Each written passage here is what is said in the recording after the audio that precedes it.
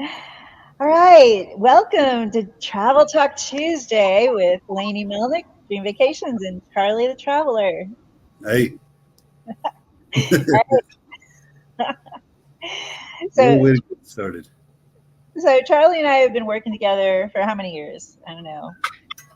It's been many years, I think. It is. And Charlie does tours all over the world, and adventurous, really exciting tours. That's one of the reasons I love to book my clients with him is because it's unique. It's different kind of tours, and it's you can go any day you want and still have the same itinerary and great pricing based on group pricing, even though it's customized to you in some way. So that's a different way than a lot of tour operators do it, and I really enjoy the flexibility. And he knows so much about all parts of the world, especially Greece. Yeah.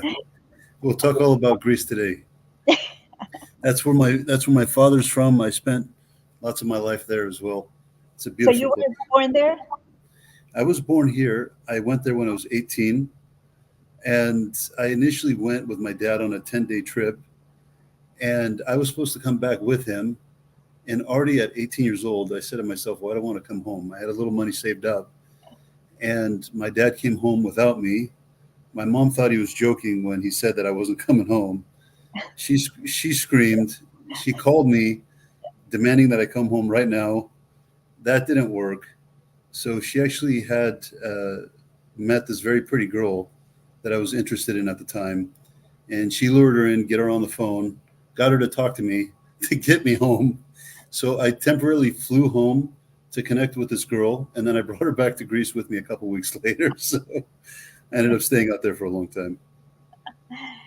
So I've been to several islands. I love all the islands have kind of a different feel to them. You can do Greece either by cruise or by land or a combination. The way to do the islands, I think, is nice to do it by land or by cruise because the cruise ship takes you hopping. But it's also great just to do an island hop with the ferries. Um, so, what's your favorite island?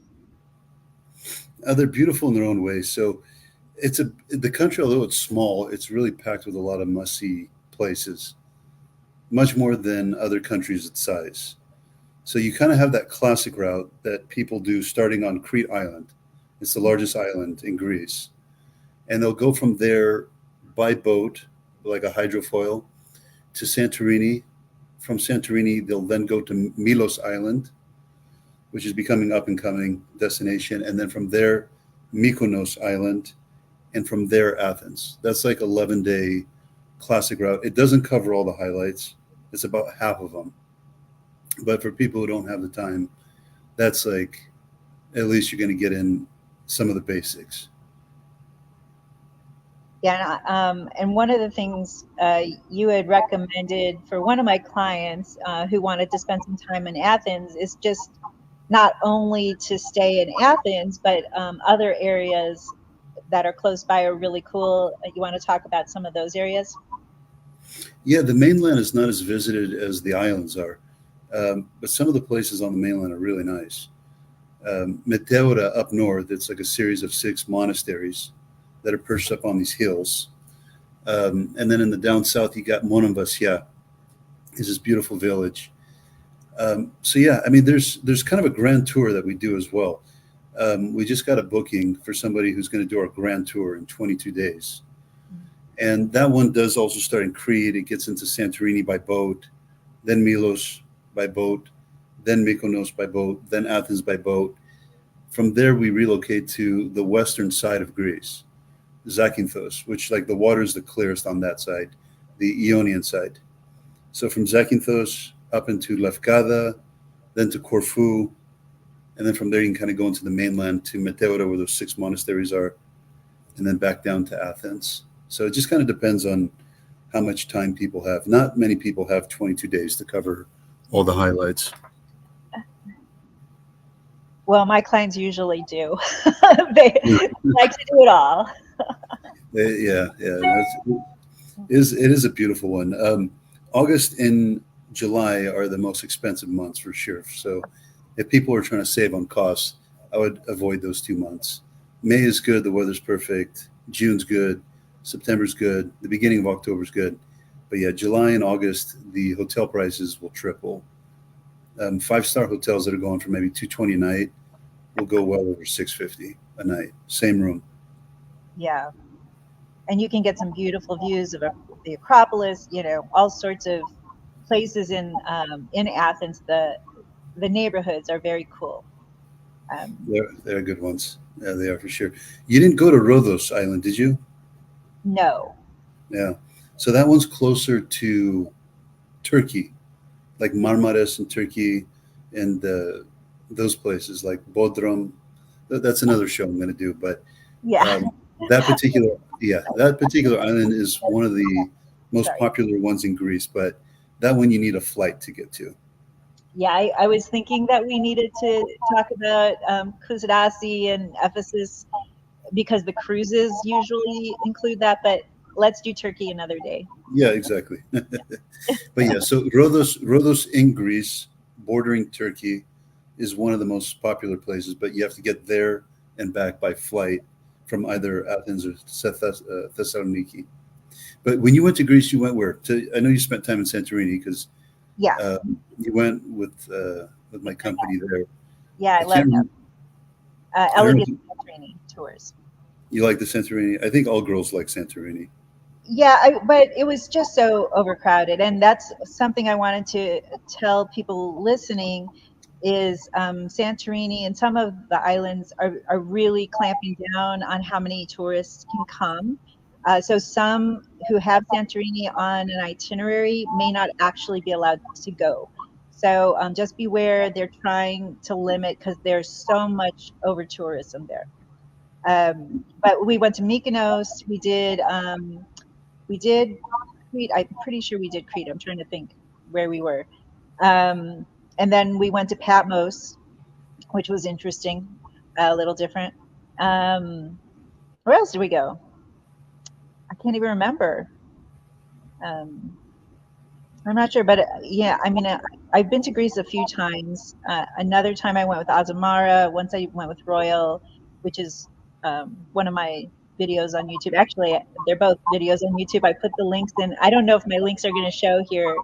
I might have to connect this video to the event to see all that stuff. But um, anyway, sorry, I'm no, rambling.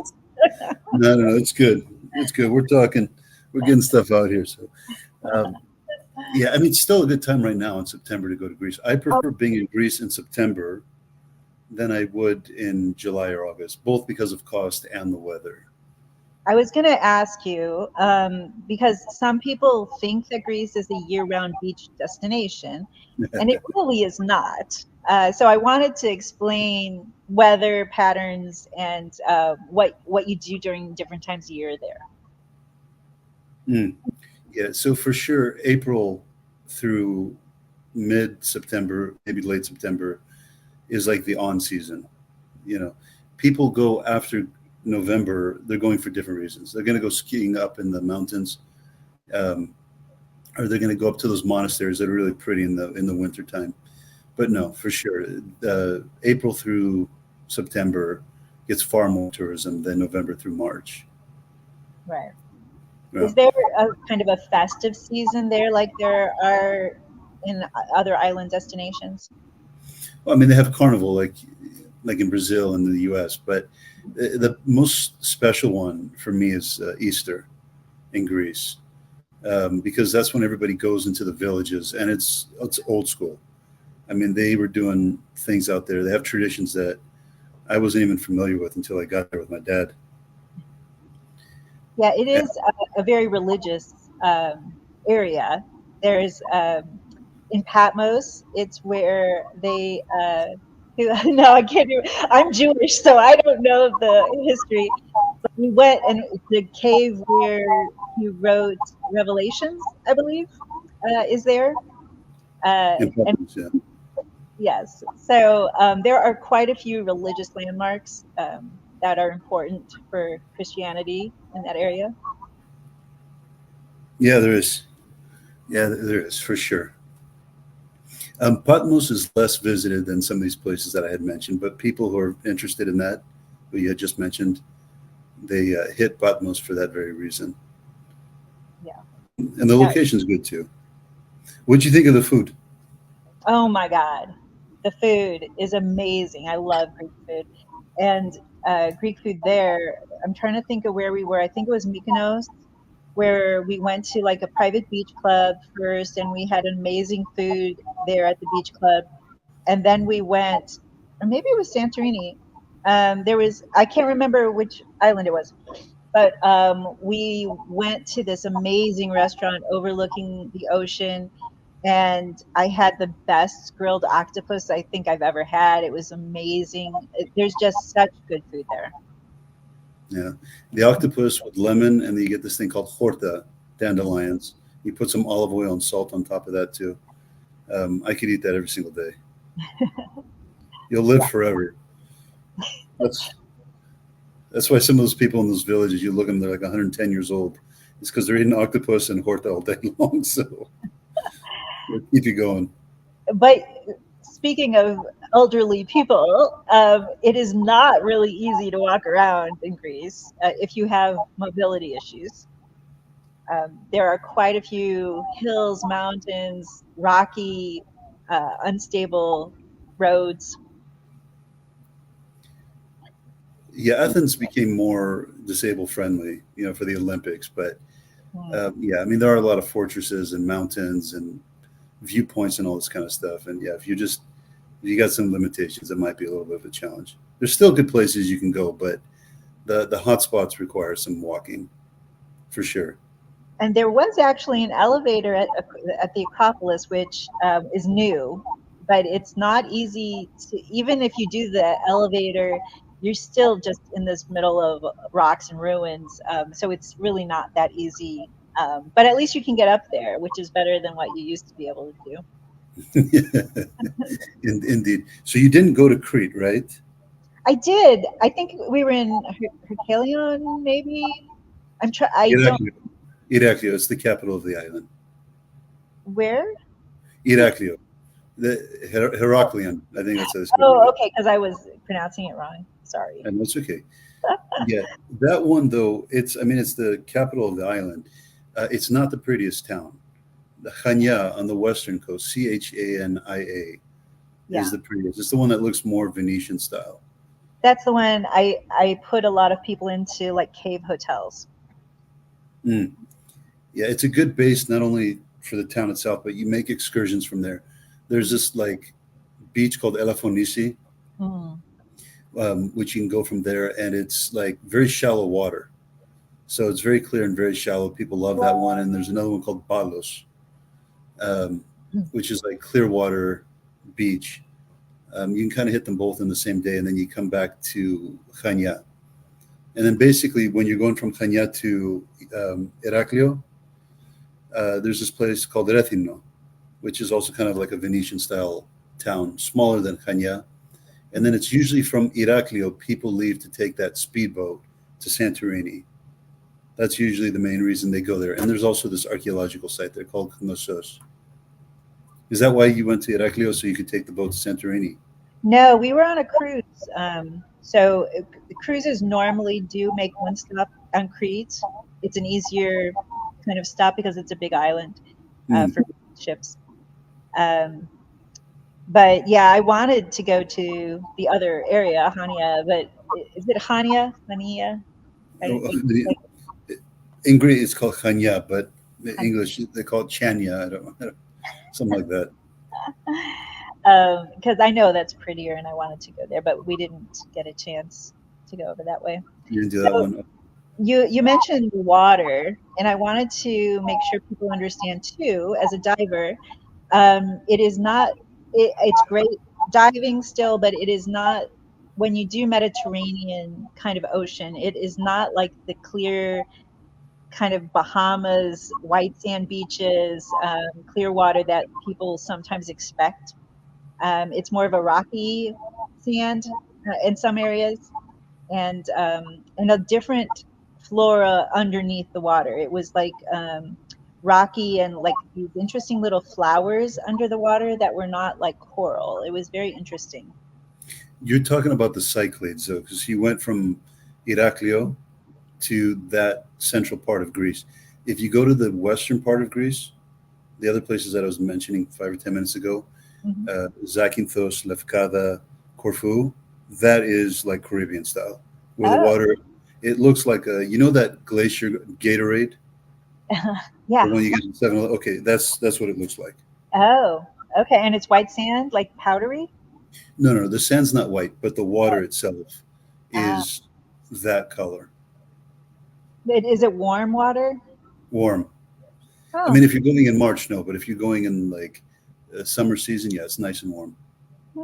okay. Good to know. Yeah, so that's why most people who have almost no time, they just do Santorini, Mykonos Island, Hmm. Athens, and back, and they usually do that in like 9 days. And then for people who have a little bit more time, that's where they put in Crete, then Santorini, Milos, Mykonos, Athens, home. But there's that whole western side of Greece from Zakynthos, Lefkada, Corfu, and then the Paxus, they're called. It's a day trip from Corfu. That's like another 9 or 10 day journey. That's like a destiny. An itinerary in its own right. So people who still want to like get the best Greece has to offer, and they don't want to go to some of those more expensive destinations, or maybe they've already been there and they want to go a second time. Hmm. Those are definitely the places to go. They're no less special than the ones that people have heard of. I absolutely agree. And I think even the places that have fewer tourists are much more enjoyable, really, because it's not overcrowded. You don't have people all over the place. It's really you just enjoy the culture and feel like you're part of Greece. Mm, no, indeed. And then from Corfu, you could just take a little ferry over to Rumenica, and then from there, that's when you get into those monasteries. So, I mean, pretty much the ways to do it, because the public transportation on the land is not that great. They have amazing boat transportation. Um, when I had gone back to Greece a year ago, I hadn't visited in 10 years actually, Mm. and then I went back last year, and it was insane. These boats that they had look like a monster size, and they're so fast, Mm. um, and they're just going from island to island. So, yeah, island transportation, they're very good. Yeah, that's definitely much better than it used to be. Um, yeah. Yeah, the old days where they had those like 12-hour overnight ferries and stuff. No, I mean now 4 hours you get anywhere you want over there, and they started having like those fast ferries, those hydrofoils, but they were very small. So if you had nausea, it would hit you hard. Now with these big boats that they have that are just as fast, you don't feel it. So they're smooth and fast, and they'll get you everywhere you want to go. So yeah. So, what about safety? I know some of the islands are really known for partying, and like Mykonos is known for just drinking heavily and going out every night. And there's a lot of young people who go there for just to get, to party. Is it dangerous? No, none of these. But I mean, anything you always want to maintain your, precaution. But no, there's nothing specific that goes on over there. I mean, if people are drinking and driving, obviously you don't want to be on just motorcycles out on the island. Um, I would rent a car, or if you want to go on a tour like the ones that my company does, then you have your own like escort driver that's showing you the islands. But in terms of robberies and stuff like that, no. In terms of tourists that are getting drunk and driving, possibly, but that's why you get yourself into a good car. But And then usually, for women, I always tell my girls and any women who are traveling, just, watch your drinks. It's no different from going drinking here in America. Um, there's always bad people everywhere. So don't get blackout drunk anywhere. You should just watch what you drink and then you'll be much more safe. yeah, we get a lot of female travelers. Um, Usually, two best friends going together. And fortunately, in our case, and we've never really had um, any bad experiences with it. It's a relatively safe part of the world. I mean, it's similar to like Southeast Asia. You get a lot of like solo travelers and just best friends going over there, and um, yeah, they got a pretty good reputation for that, for safety. That's good because I do know a lot of young girls who are like 18 to 23 age who really want to go to Greece and they go with their girlfriends. Um, and it has a reputation. So I've had my mom clients ask me to make sure I'm putting them on the safer islands that aren't known for the partying. I don't know. I think Mykonos maybe has the worst reputation for partying. Am I wrong? Is that not the worst? You're going to get, I mean, Greeks in general just like to party. So even islands that are not touristy at all, they're still going to have their beach bars. They're still going to have all this kind of stuff, but it's just to the individual not to get plastered. I mean, if you're a pretty girl, you're plastered and you're loud and bringing a lot of attention to yourself. Yeah, I mean, somebody may want to take advantage of that, but you don't want to do that anywhere on the planet. Exactly. That's I all. think, yeah, people tend to think when you're on vacation, it's like you have a pass. Like there's no bad things can happen when you're on vacation, but that's not reality. You're in a real city, you always have to be safe. But yeah, Greece is one of the great places for solo travelers. I think I have a lot of solo travelers who like to go there. I like to do Greece.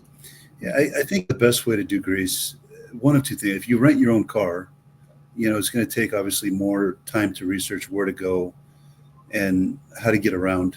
Specifically on all these islands, you don't want to just show up there and say I don't know what to do and just drive aimlessly.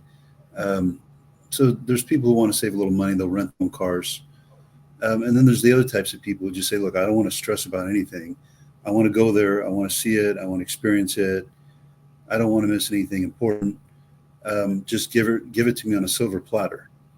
I just want to show up, tell me what to bring, tell me what time to be in the lobby, and give it to me. Let me see it all." And that's why my company exists, for Mhm. that very reason. You show up over there and you basically turn off your brain for 2 weeks or however long you've signed up for our tour.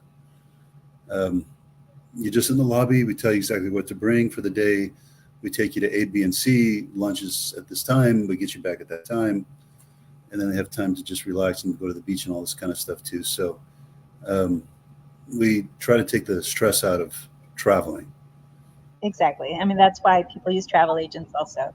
So, well, why don't we take a minute to discuss what we do in our businesses? So, um, I own Dream Vacations, Lainey Melnick and Associates in the Westlake area of Austin, Texas. But I book worldwide, and most of my clients are luxury. Some of them are custom kind of people who want really unusual bucket list kind of travel. And some are just super adventurous and want to get as much for the dollar as they can out of every area and see every single highlight. Those are usually who I send to Charlie. So you have to match, your clients with the right supplier who's going to give the right experience. Charlie has fabulous tours all over the world. Well, unfortunately, not everywhere because I can't always use him everywhere.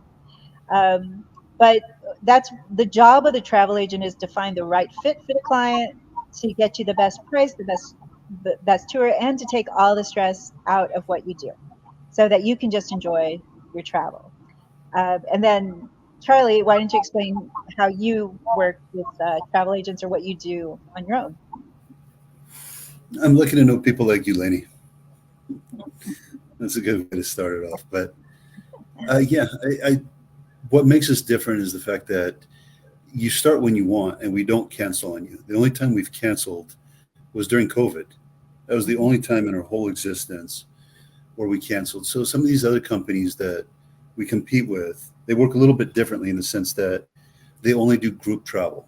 So they'll say, okay, there's a quota of 12 people or 18 people, and they'll sell the package. And if they can't reach that quota, then they'll send you an automatic email that just says, sorry, we didn't reach it. Here's all your money back. Best of luck. And 2 or 3 weeks before you're scheduled to go to Greece, now you're without anything. Um, And that's one of the reasons why some of these bigger companies started sending Charlie the Traveler business, because you start whenever you want. We don't cancel on you. Um, you have your own on-call concierge in the country as well. So anytime you need anything, um, whether it's just personal stuff, like you need to know where the pharmacy is, or if it's something like, your flight's delayed or whatever it may be, you've got a lot of eyeballs on you at all time. You got the concierge, you have the tour guide, you have the booking agent, and then if it's really, really important, you got me. So that's up to 8 eyeballs on you at all times Mhm. to make sure that everything goes smoothly. And then we provide what's called an itinerary letter. Lainey has seen those. I don't know if anybody's ever provided you letters that detailed and extreme is how I do it. I I mean, love it though. because you're on the receiving end on it. People who help me do the research and development on those, they hate me until they start seeing the money that comes out of it. Then they like me. So because it's a very front heavy work. Um, but once it works and people are like, wait a minute, we actually don't have drama this way. We actually have things working smoothly, and there's not all these surprises and unforeseen circumstances. Like, it's all planned out there step by step to ensure that it just all goes smoothly. So those itinerary letters are kind of the motherboard to my whole computer system and how we operate things. But yeah, I mean, the letter just is sent out to the customer. They get it about 4 days before the tour begins. It'll just tell you exactly when you get to the airport, when you exit, please look for Yanis or whatever his name is, and he'll be holding a sign, and you're going to be taken. It even tells you how far the distances are, what time you arrive, what time to again be in the lobby, what to bring with you. So there's really not a lot of thinking involved. It's just, please be in the lobby, and let's just do it and have fun. And we take those letters and we create an online itinerary that's graphical and easy to follow on your phone. So we combine our efforts to give you all of the instructions that Charlie provides, plus every other element that you've booked, all your air and check-in information. Everything is in one spot. So it's very helpful when I have suppliers like Charlie who gives me such amazing detail, because that really helps everybody. No, thank you, lady. Yeah, there's a reason why I chose the countries that I've chosen. I'm not in London and Paris and some of these other reasons. Um, it's a little bit easier over there. So Greece, Sicily, um, Bolivia, Bali. Um, it takes a little bit more work and research to figure out what to do when you actually get there. And then once you even figure out where to go and logistically how to put it together, then it's like, okay, well, how am I going to do that? I'm not, we don't have the trains like in Germany. So then it comes down to like, are we going to rent a car, or are we going to have somebody who's like a guide, an escort guide driver, who's going to show us everything where we don't have to think of anything? So that's kind of where I came in, and we provide all that, the vehicles, the guides, the boats. We use almost all 5-star hotels. Um, we've had lots of conversations about those before. Anytime people come to me with 3-star hotels, like, I've always been stubborn about it. It's like, because that the air condition is not going to work, and I don't want to get a nasty review for a hotel that I'm not vouching for. Right. So we always use like higher quality hotels. Just like a guarantee, we know that nobody's going to come back to us with a complaint. Exactly. It's very important for me too that I tell my clients I never book under a 4-star hotel. And if I do, it's not on me because I do not recommend it. So, Something's going to happen. It's just exactly. you're going to get some phone call for some reason. And they're It's going to blame you anyway, even though you say you don't recommend it. yeah, yeah. Well, So, oh, I'm tell me. sorry.